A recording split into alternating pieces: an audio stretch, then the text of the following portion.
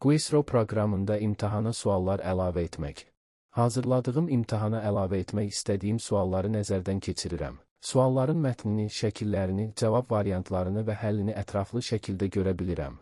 Uyğun hesab etdiyim sualın yuxarı hissəsində yerləşən imtahana əlavə et düyməsinə klikləyirəm. Seçdiyim sual dərhal hazırladığım imtahana əlavə olunur. Digər sualları da ardıcıllıqla nəzərdən keçirirəm. Mövzuya və imtahanın səviyyəsinə uyğun olan sualları eyni qaydada imtahana daxil edirəm.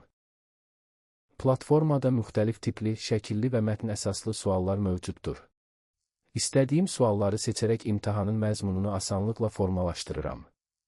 Əlavə etdiyim suallardan hər hansı birini çıxarmaq istəsəm, imtahandan çıxar düyməsindən istifadə edə bilərəm.